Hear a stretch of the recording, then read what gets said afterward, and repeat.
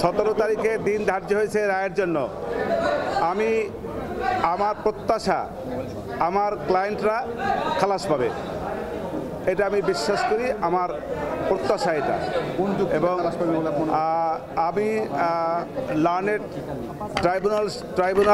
ট্রাইব্যুনালের সকল জাজেসবৃন্দকে আমি ধন্যবাদ জানাই যে তারা অতি কষ্ট করে এই মামলাটা সাক্ষী জবানবন্দি জেরা সমস্ত কিছু সমাপ্ত করেছেন এবং তৎপরবর্তীতে রায়ের জন্য দিন ধার্য করেছেন, এই জন্য তাদেরকে আমার ধন্যবাদ।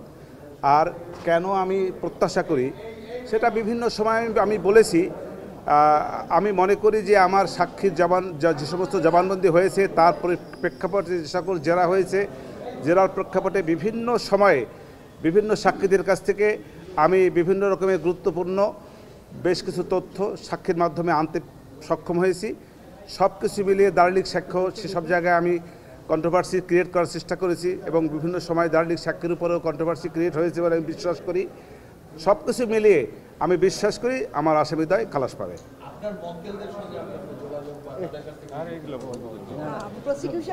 না, এটা সুযোগ নাই, কোনো এটা আইনগতভাবে কোনো সুযোগ নাই। এই প্রশ্নটা কেন আপনারা করেন?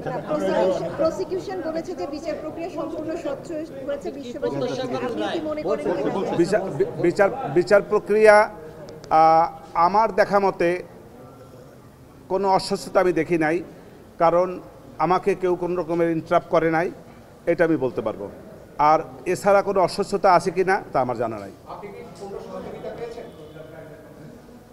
আমাকে এই জায়গার সহযোগিতা যে জিনিসটা মামলা করতে গেলে যে সহযোগিতা সবার আগে লাগে সেটা হলো ডিফেন্স কাউন্সিল থেকে আসামিদের পক্ষ থেকে দলিল দস্তাবেজ দিয়া তথ্য দিয়া আমাকে যদি সহায়তা করতে পারতেন সেইটা হলো সহযোগিতা। আর রাষ্ট্রপক্ষ থেকে আমাকে মামলাটা করতে হয়েছে, রাষ্ট্রপক্ষ থেকে যে সমস্ত কাগজপত্র ডকুমেন্ট দলিলাদি আমি পেয়েছি তার আলোকে আমাকে আপনার মামলা করতে হয়েছে।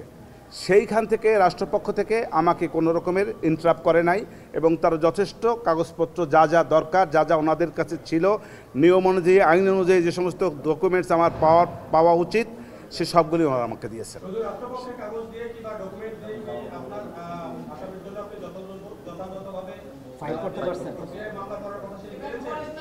আমি আমার সীমাবদ্ধতা থেকে আমি চেষ্টা করেছি, যথেষ্ট চেষ্টা করেছি।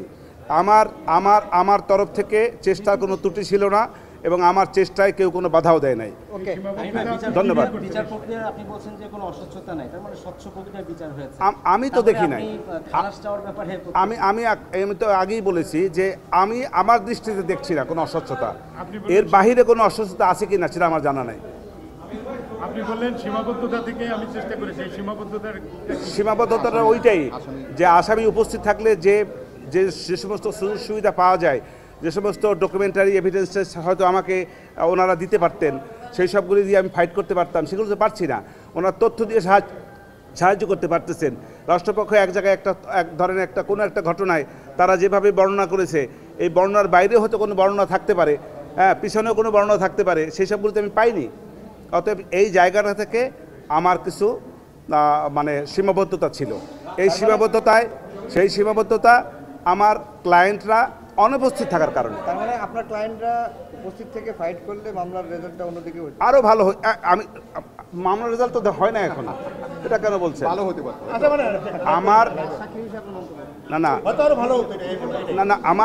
আমার ট্রায়ালটা, আমার বিচার প্রক্রিয়াটা, আমার সাক্ষীদের জেরা জবানবন্দিটা হয়তো আরো বেটার হতো, আরো বেটার হতো। আপনার মন্তব্য কি আমির ভাই? রাজসাক্ষীর কিন্তু সাজা চায়নি রাষ্ট্রপক্ষ। আমি তো রাজসাক্ষীর প্রতি সাজা চাবো না, সে তো আসামি, আমি তাকে সাজা চাবো কেন? আমি তো তার কথা বিভিন্ন জবানবন্দি আমি বলেছি বিভিন্ন সময় যে সে তার নিজেকে বাঁচার জন্য আমার আসামিদেরকে ভর করে নিজে বাঁচার জন্য সেই নিজেকে অ্যাপ্রুভার ডিক্লেয়ার করেছে। এইটার অনেকগুলি যুক্তি আছে, ধন্যবাদ।